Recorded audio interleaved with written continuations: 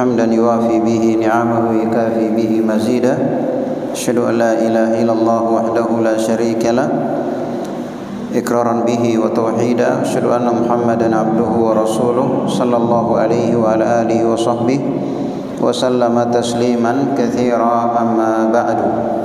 Kaum muslimin dan muslimat jamaah maghrib rahimakumullahu jami'an. Alhamdulillah, pada malam hari ini kembali kita melanjutkan pelajaran kita dalam menyelesaikan kurikulum pada bidang tauhid, dan sekarang kita sudah di buku yang ke-7, yaitu membaca kitab Masailu al-Jahiliyah, masalah-masalah jahiliyah allati khalafa fiha Rasulullah sallallahu alaihi wasallam ahlul jahiliyah, yang diselisihi oleh Rasulullah sallallahu alaihi wasallam. Sekarang kita masuk di masalah yang ke 114, yaitu kitmanul haqqi ma'al ilmi bihi, menyembunyikan kebenaran padahal diketahui. Menyembunyikan kebenaran padahal mengetahui kebenaran tersebut. Ya, mengetahui kebenaran tersebut. Taib. Jadi ini termasuk dari masalah jahiliyah. Ya, artinya termasuk kebiasaan orang-orang jahiliyah terdahulu, dan juga ini termasuk kebiasaan orang-orang Yahudi dan orang-orang Nasara. Ya, mereka menyembunyikan kebenaran padahal mereka mengetahui kebenaran tersebut. Ya, contoh misalnya orang-orang Yahudi dan Nasara itu mengetahui kebenaran Nabi kita Muhammad sallallahu alaihi wasallam. Jadi bahkan Nabi kita Muhammad itu disebutkan dalam kitab Taurat dan kitab Injil.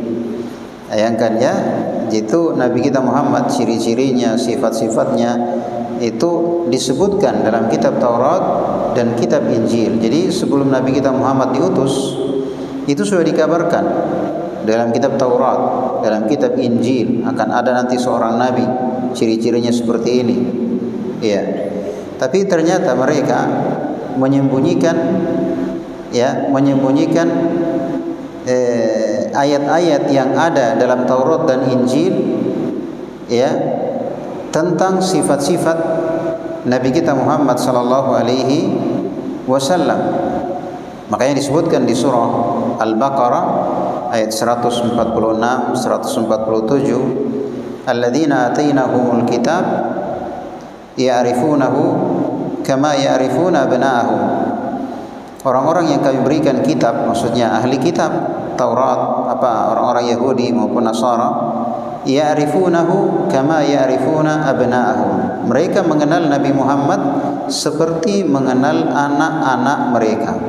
Jadi orang Yahudi, Nasrani itu kenal betul siapa Nabi Muhammad sallallahu alaihi wasallam, karena disebutkan dalam Al-Qur'an kama ya'rifuna abna'ahum, seperti mengenal anak-anak mereka. Ya. Wa inna fariqam minhum la yaktumuna al-haqqa wa hum ya'lamun. Dan ada segolongan dari mereka yang menyembunyikan kebenaran sedangkan mereka tahu. Ayat ini jelas ya. Mereka menyembunyikan kebenaran, diantaranya menyembunyikan ayat yang berkaitan tentang Nabi kita Muhammad sallallahu alaihi wasallam. Ya, kata Allah, al-haqqu mir rabbik, kebenaran dari Tuhanmu, fala takunanna minal mumtarin, maka janganlah kalian menjadi orang-orang yang ragu. Ayat ini diantaranya juga datang tentang masalah perubahan arah kiblat. Ya, masalah perubahan arah kiblat dari Baitul Maqdis Palestina ke Baitullah Ka'bah Masjid Al-Haram. Ya, mereka tahu itu. Ya, mereka tahu tentang perubahan kiblat. Ya, hanya saja mereka menyembunyikan perkara tersebut, padahal mereka tahu bahwasanya ini merupakan kiblat yang diperintahkan, dan itu merupakan kiblat Nabi Ibrahim alaihi salam, karena jelas Ka'bah itu dibangun oleh Nabi Ibrahim alaihi salam bersama putranya Ismail alaihi salam. Coba lihat, tetapi mereka mengingkari perubahan arah kiblat. Mereka mengingkari perubahan arah kiblat. Artinya mereka menyembunyikan ilmu yang telah mereka ketahui. Taib.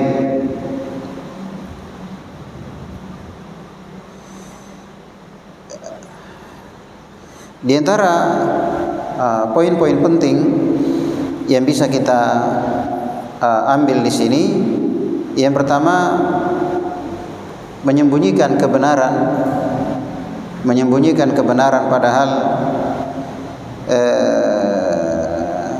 padahal ditahu kebenaran tersebut itu adalah sifat jahiliyah, bukan dari sifat orang-orang yang beriman, ya, bukan dari sifat kaum muslimin, tapi itu merupakan sifat dari orang-orang jahiliyah. Kemudian yang kedua, penyakit ini banyak terjadi di kalangan ahli kitab, ya, maksudnya di kalangan Yahudi dan orang-orang Nasara.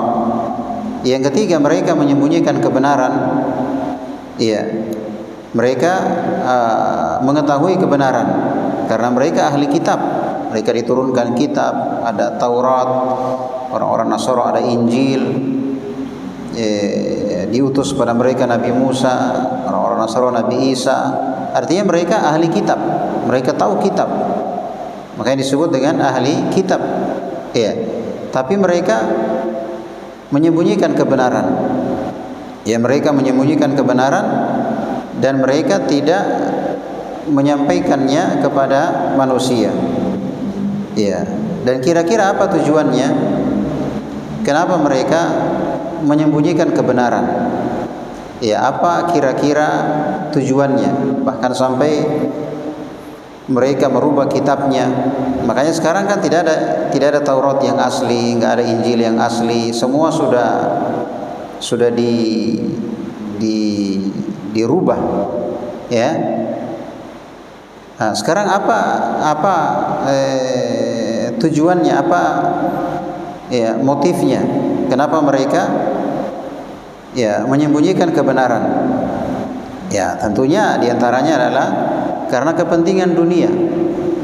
Karena ada kepentingan dunia. Ya, juga takut hilang, ya, kedudukan, ya, atau juga mencari ridho manusia, ya, karena kalau menyampaikan kebenaran itu biasanya tidak disenangi oleh kebanyakan orang. Maka untuk menjaga kesenangan orang, untuk menjaga ridhonya manusia, ya, mending kebenaran disembunyikan.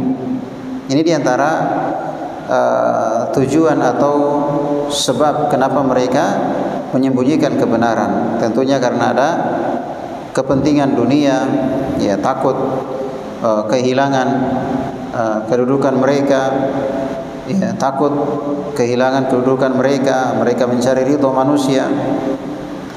Dan penyimpangan terbesar, ya, adalah ketika mereka menyembunyikan sifat-sifat Nabi kita Muhammad sallallahu alaihi wasallam. Padahal tadi sudah kita bacakan ayatnya tentang sifat-sifat Nabi kita, itu disebutkan dalam kitab Taurat dan juga kitab Injil. Ya, sebenarnya disebutkan dalam Al-Qur'an, ya, ya'ti min ba'dihi ismuhu Ahmad, akan datang setelah Nabi Isa seorang nabi yang bernama Ahmad. Ini diantara nama Nabi kita sallallahu alaihi wasallam. Jadi tentang kedatangan Nabi itu disebutkan dalam Taurat, disebutkan dalam Injil, ya, tetapi mereka sembunyikan. Ya, mereka sembunyikan. Demikian pula perubahan arah kiblat, ya, akan terjadi perubahan arah kiblat nanti, ya, di masa Nabi kita Muhammad sallallahu alaihi wasallam, tapi mereka sembunyikan. Mereka tetap mempertahankan Masjid Al-Aqsa sebagai kiblat, padahal mereka sudah tahu bahwa di masa Nabi Muhammad kiblat akan diganti, yaitu mengarah ke arah Ka'bah, ya mengarah ke arah Ka'bah, tapi mereka sembunyikan perkara tersebut. Kemudian perbuatan ini, ya maksudnya menyembunyikan kebenaran, ini termasuk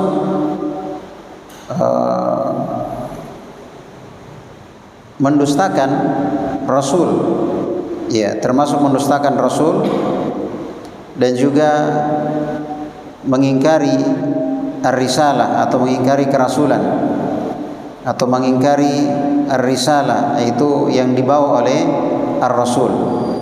Iya. Kemudian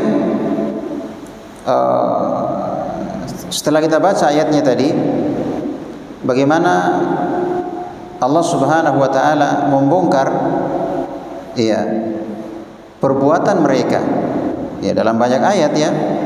Di antaranya ayat yang kita baca juga, di antaranya Allah Subhanahu wa taala sudah mengambil janji kepada orang-orang Yahudi, orang-orang Nasara, ya, untuk menjelaskan ilmu kepada manusia. Jadi bayangkan, artinya Allah sudah mengambil janji. Misalnya disebutkan di surah Al-Imran ayat 187, ya, wa idh akhadallahu mitsaqal ladzina utul kitab latubayyinunnahu lin-nasi wa la taktumunah fanabadhuhu wara'a dhuhurihim washtaru bihi thamanan qalila. Kata Allah, dan ingatlah ketika Allah telah mengambil perjanjian, ya, telah mengambil perjanjian kepada orang-orang yang telah diberi kitab, maksudnya Yahudi dan Nasrani. Apa perjanjiannya? Yang mereka sudah akui perjanjian itu, latubayyinunnahu linnas, ya, supaya kalian jelaskan ilmu kepada manusia, wala taktumunah, dan jangan kalian sembunyikan. Coba lihat, jadi sudah ada janjinya, jadi sudah ada janji yang mereka sepakati dengan Allah Subhanahu wa taala agar mereka menjelaskan ilmu kepada manusia dan tidak menyembunyikannya, ya, wala taktumuna. Apa yang terjadi? Fanabadhuhu wara'a dhuhurihim. Ternyata ilmu itu mereka campakkan di belakang pundak atau punggung mereka. Maksudnya mereka tinggalkan, mereka ganti, mereka sembunyikan. Ya, washtaru bihi thamanan qalila, dan mereka membeli dengannya harga yang murah. Maksudnya mereka menyembunyikan ilmu, ya, mereka tidak menjelaskan ilmu kepada manusia. Ternyata tujuannya adalah dunia, ya, tujuannya adalah dunia, untuk mendapatkan pundi-pundi, ya, mendapatkan duit, ya kan, untuk supaya mereka disenangi oleh manusia, ya, supaya mereka tetap terjaga kedudukannya, ya. Dan juga Allah Subhanahu wa taala berfirman di surah Al-Baqarah ayat 159, ayat 159 dan 160, innal ladzina yaktumuna ma anzalna minal bayyinati wal huda.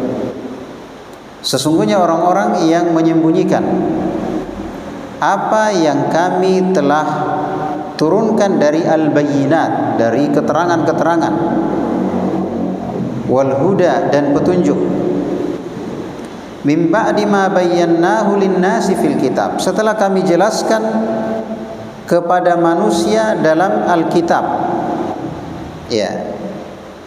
Ulaika yal'anuhumullah, maka mereka itu, maksudnya orang-orang yang menyembunyikan ilmu ini, tidak menjelaskan kepada manusia, ulaika yal'anuhumullah, mereka dilaknat oleh Allah. Ingat, kalau laknat itu menunjukkan dosa besar.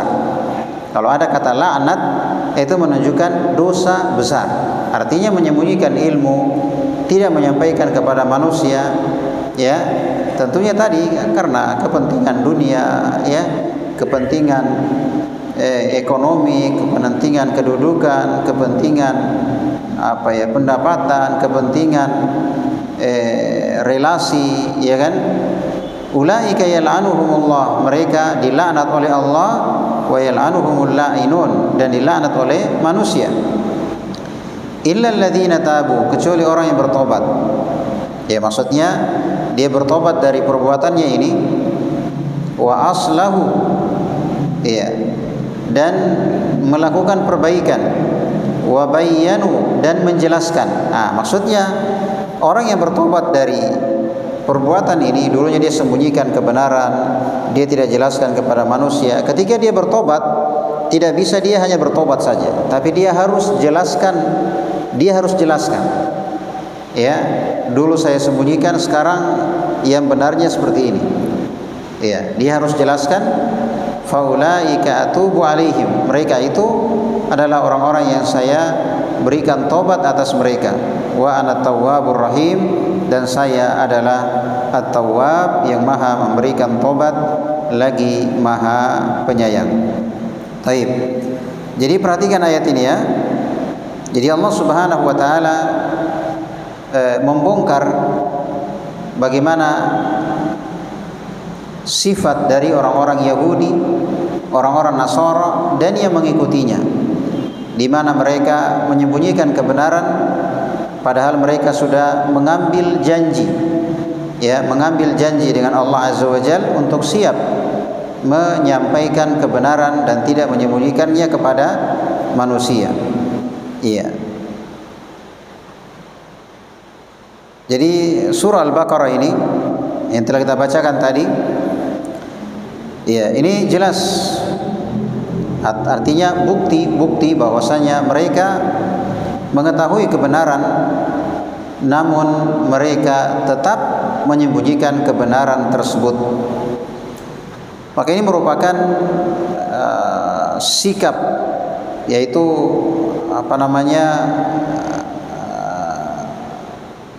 melawan amanah dari ilmu. Artinya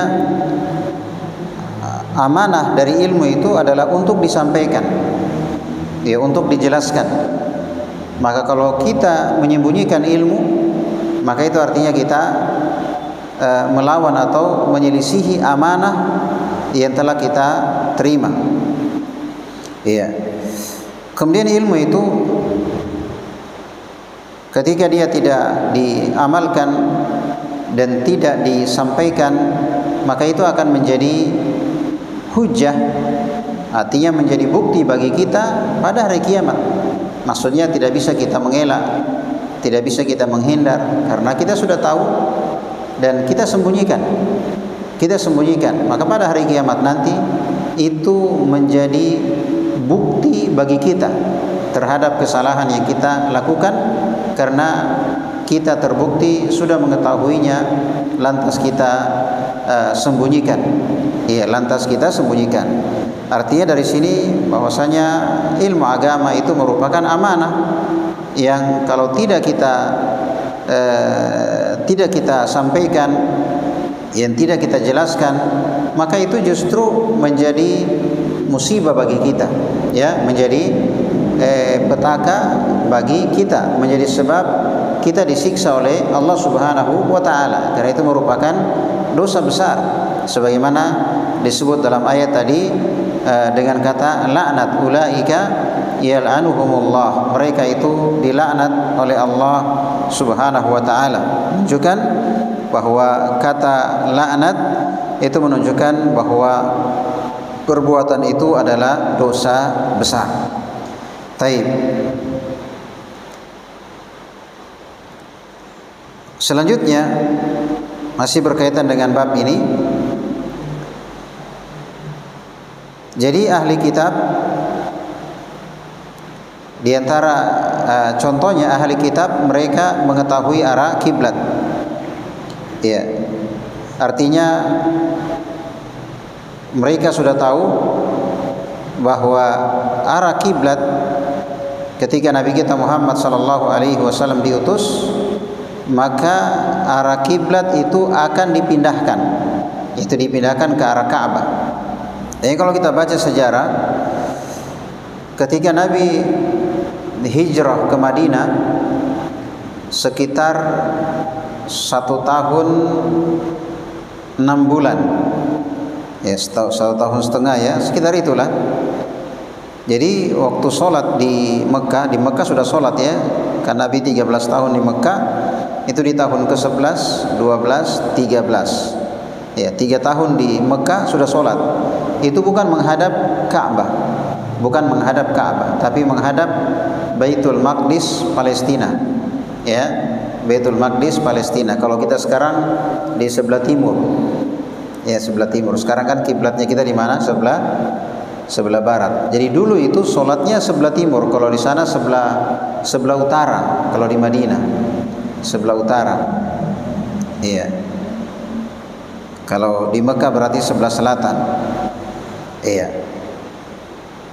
Nah, ketika hijrah ke Madinah sekitar 1 tahun lebih, ya sekitar 1 tahun setengah di Madinah, terjadi perubahan arah kiblat. Ya, qad nara taqalluba wajhika fis sama falanwalliyannaka qiblatan tardaha fawalli wajhaka syatral masjidil haram. Iya.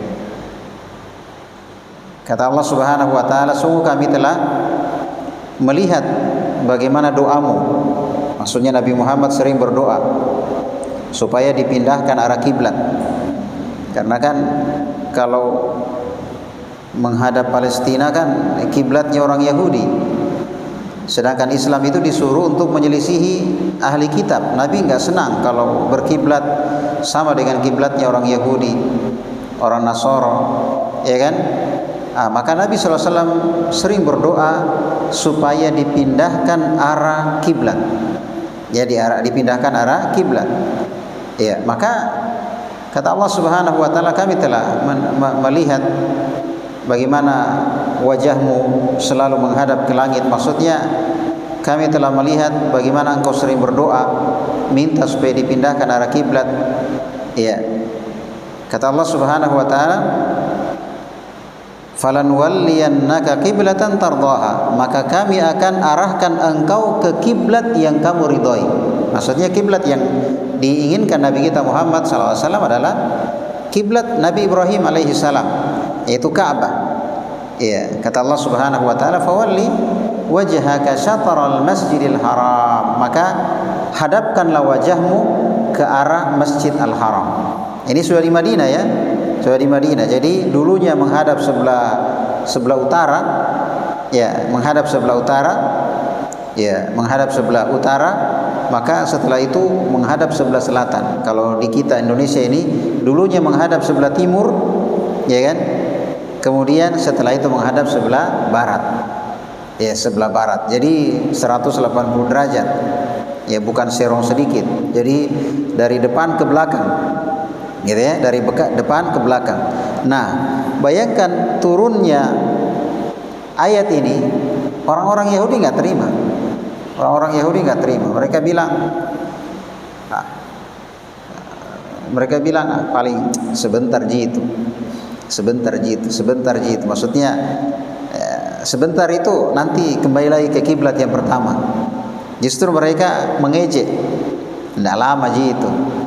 Ya, kalau bahasa kita gayana aja, saya sebentar itu kembali lagi kiblat kita. Artinya di sini memang masalah mengingkari kebenaran padahal sudah ditahu itu sejak dulu. Ini termasuk kebiasaannya orang-orang Yahudi, kebiasaannya orang-orang Nasara, dan diikuti oleh orang-orang jahiliyah. Dan sekarang ya ternyata diikuti oleh apa? Kaum muslimin. Ya, misalnya kalau kita, ya kayak kita ini penceramah, ya biasanya panitia kasih tahu memang jangan bahas ini, jangan bahas ini, bahas yang ini saja. Ya dia apa? Sesuai pesanan. Bahas yang ini saja. Jangan yang ini bahaya, memecah belah umat. Orang tidak suka, ya, tidak suka yang ini tidak suka. Jadi sekarang itu yang disuka oleh kaum muslimin apa? Yang lucu. Yang lucu. Pokoknya yang penting lucu. Nah, banyak pengikutnya. Padahal cerita tidak ada ilmunya, cerita bikin lucu saja. Iya. Yang kedua, yang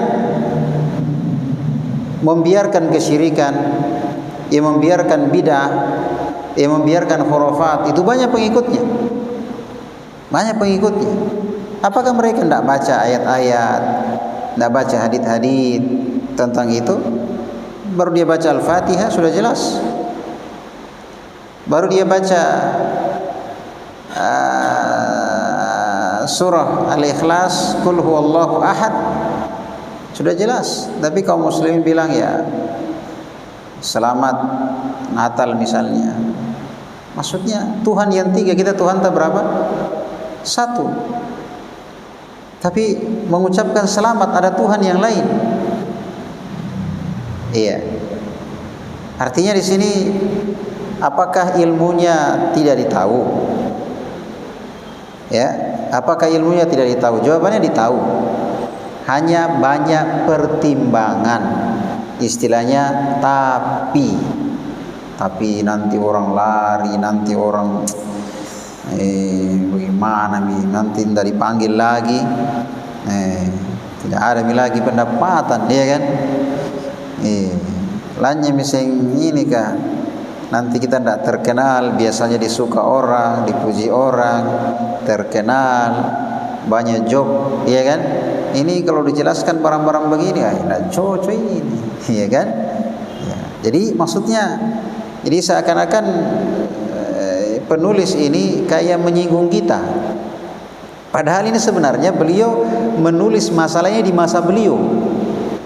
Ya, di masa beliau istilahnya lihat apa yang terjadi tengah masyarakatnya, dia dapati seperti ini. Tapi ternyata setiap masalah yang beliau tulis itu seakan-akan ya kayak menyinggung kita, karena setiap masalah yang disebutkan ini ya miseng, ya kan, maksudnya kena. Padahal ini lama, beliau sudah lama tulis, dan itu beliau fokus pada apa yang terjadi di masanya, di masa penulis rahimahullahu taala. Iya. Jadi ternyata masalah menyembunyikan kebenaran itu juga terjadi di tengah kaum muslimin.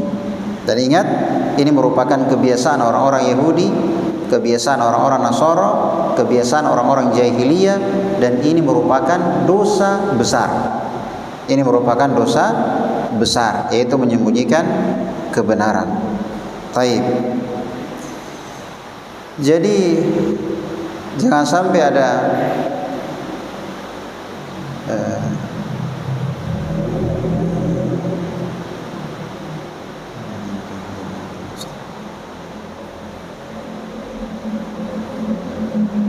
jangan sampai ada yang mengatakan ya kalau begitu tidak usah kita belajar,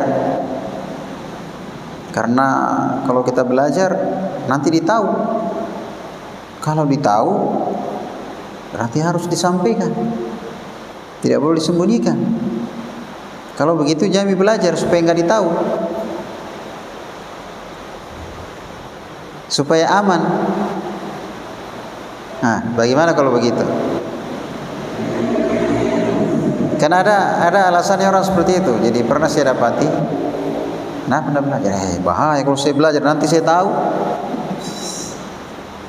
Kalau saya tahu, maksudnya serba salah kak. Iya, serba salah kak. Artinya berarti saya harus amalkan, saya harus sampaikan. Kalau saya tidak tahu kan, kalau misalnya saya kerjakan yang salah kan tidak pusing, ya kan? Iya, apalagi bilang menyampaikan, saya mau sampaikan apa? Nanti aku tahu, ya kan? Iya. Jawabannya, kalau istilah kita itu maju kena, mundur kena. Pokoknya tengah-tengah, tidak belajar, ya, untuk menghindari tidak mengamalkan dan tidak menyampaikan, ini dosa. Belajar tidak mengamalkan, tidak menyampaikan juga ini dosa. Jadi yang benarnya wajib kita belajar dan wajib kita amalkan dan kita sampaikan. Kalau tidak kita pakai ini, berarti kita kena. Ya, kita kena. Adapun yang tidak belajar, Allah Subhanahu wa taala berfirman, "Innal ladzina kadzdzabu biayatina wastakbaru anha la tufattahu lahum abwabus sama' wa la yadkhulunal jannata hatta yalijal jamalu fi sammil khiyat." Sesungguhnya orang-orang yang kadzdzabu bi ayatina, mendustakan ayat-ayat kami, pokoknya jam bahaya, malas saya, dia dustakan. Wastakbaru anha, dan dia sombong terhadapnya, maksudnya cuek, nggak urus, ya, nggak urus, nggak mau belajar. Pokoknya apa kata Allah? La tufattahu lahum abwabus sama. Orang-orang seperti ini tidak akan dibukakan pintu langit. Wala yadkhulunal jannah, dan tidak akan masuk surga. Hatta yalijal jamal fi samil khiyat, sampai onta masuk ke lubang jarum.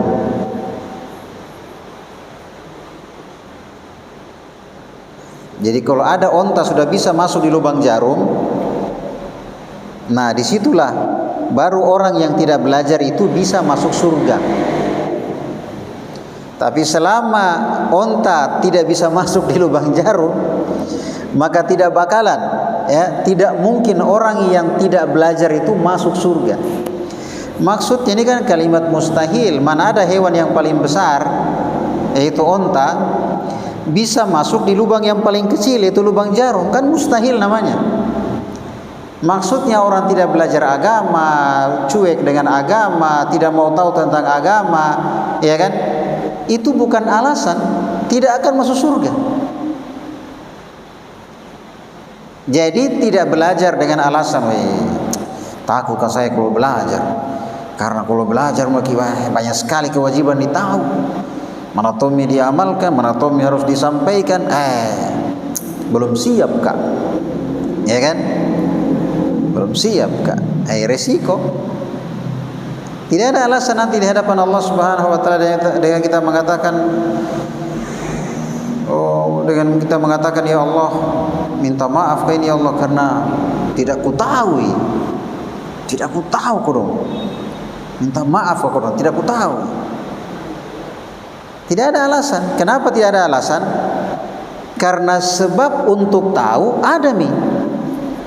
Sudah diutus Rasul, sudah diturunkan kitab, sudah tersebar, apalagi sekarang sudah tersebar di televisi, media sosial, buku-buku, sekolah-sekolah, ceramah-ceramah, masjid-masjid, ta'lim-ta'lim, tabligh apa, pokoknya tersebar. Baru bilang tidak tahu, tidak diterima. Bukan tidak ditahu, memang tidak mau. Bukan tidak ditahu, memang tidak mau tahu. Karena kalau berita hari ini pesawat jatuh, nah iseng-iseng. Iya. Tapi kalau masalah agama tidak ada tahu. Apa yang terjadi hari ini, berita apa, iya kan? Nah tahu semua. Iya. Sedangkan agama tidak ada tahu. Bahkan perkara-perkara yang prinsip berkaitan dengan tauhid, berkaitan dengan syirik, berkaitan dengan mengikuti Nabi, berkaitan dengan bidah, dia nggak paham. Padahal perkara yang sangat jelas. Perkara yang sangat jelas. Berarti bukan masalah tidak tahu, memang dia tidak mau tahu. Jadi nggak ada alasan. Seandainya dia hidup di masa fatrah, maksudnya antara Nabi Isa dengan Nabi Muhammad, itu kan ada masa ya, ada masa di mana ketika itu agama sudah rusak, belum juga diutus Nabi kita Muhammad, itu kan, itu namanya masa fatrah. Mau belajar sama siapa? Tapi sekarang bilang tidak tahu. Iya. Itu mustahil.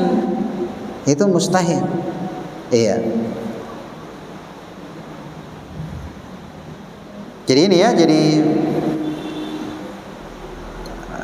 tidak belajar karena takut nanti wajib mengamalkan, nanti wajib menyampaikan dengan alasan belum siap. Ini juga salah. Belajar juga tidak bisa mengamalkan, tidak menyampaikan, ini juga salah. Ya, yang benarnya apa tadi? Wajib kita belajar dan wajib kita amalkan dan kita sampaikan.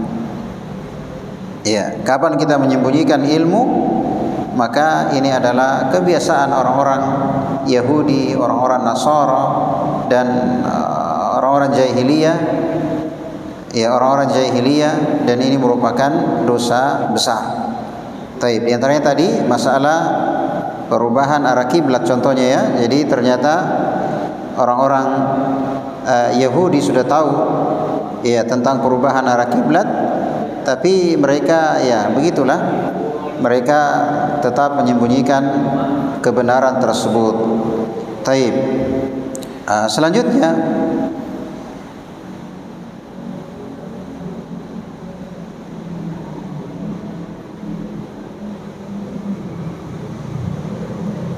mereka mengingkari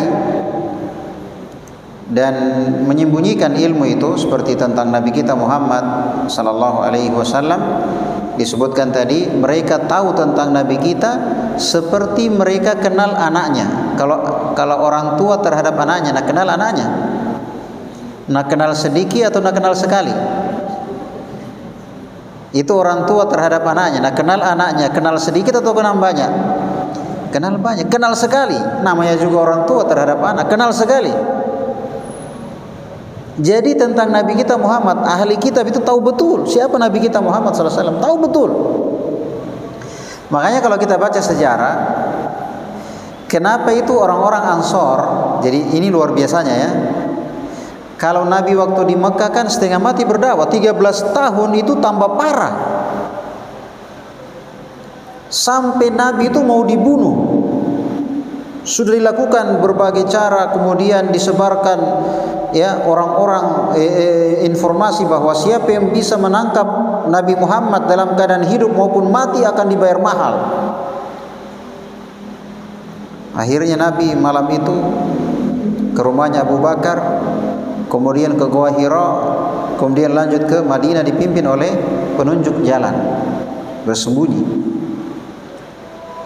Tapi herannya justru di Madinah, belum lagi Nabi tiba di Madinah, maksudnya lama beberapa tahun sebelum Nabi sampai di Madinah, Islam sudah tersebar di Madinah. Kok bisa? Nabi belum di Madinah, beberapa tahun Nabi belum di Madinah, Islam sudah tersebar. Yang jadi pertanyaan, dari mana ini orang-orang Madinah tahu tentang Nabi Muhammad? Nah, Nabi Muhammad kan di Mekah.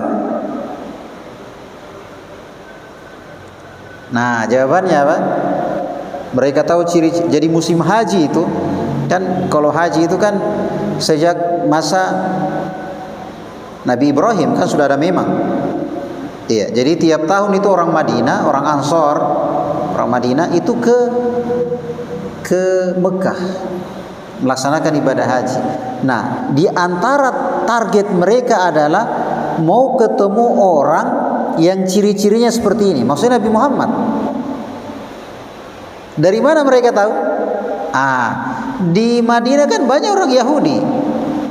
Di Madinah itu ada Bani Quraidah, ada Bani An-Nadhir, ada Bani Qainuqa. Itu semuanya kampung-kampung Yahudi. Mereka sering bercerita tentang Nabi, akan datang seorang Nabi, ciri-cirinya begini. Ya, mereka akan senang kalau datang Nabi itu, ya kan? Tapi ternyata setelah datang Nabi itu mereka ingkari, ya kan? Mereka dustakan. Nah, justru orang-orang Madinah yang dengar-dengar cerita ini, nah justru mereka mendapatkan hidayah. Justru mereka yang terima tentang Nabi kita Sallallahu Alaihi Wasallam. Jadi ketika mereka ke Mekah dan bertemu dengan Nabi Shallallahu Alaihi Wasallam. Makanya ada bayat al-Aqabah, ada bayat Aqabah yang pertama, ada bayat Aqabah yang kedua.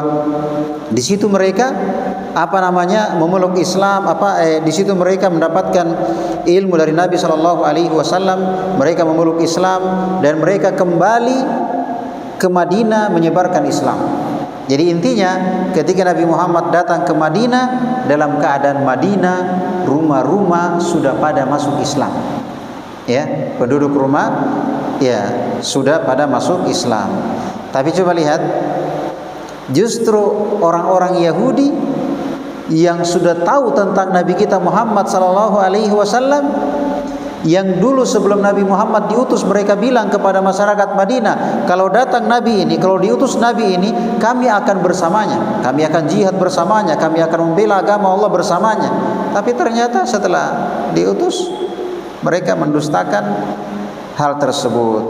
Taib. Jadi di sini menjelaskan kepada kita bagaimana keadaan orang-orang Yahudi, keadaan orang-orang Nasara, dan juga keadaan orang-orang jahiliyah. Ya, keadaan orang-orang jahiliyah. Taib. Baik, waktu sisa 3 menit, kita simpulkan saja. Iya. Jadi menyampaikan ilmu kepada manusia ini merupakan kewajiban. Iya, ini merupakan kewajiban, dan sudah kita jelaskan tadi bahwa biasanya orang yang menyembunyikan ilmu itu karena ya urusan dunia, seperti urusan harta, urusan jabatan, urusan ketenaran, ya, keridhaan manusia, ya, biasanya hal-hal yang seperti itu. Iya.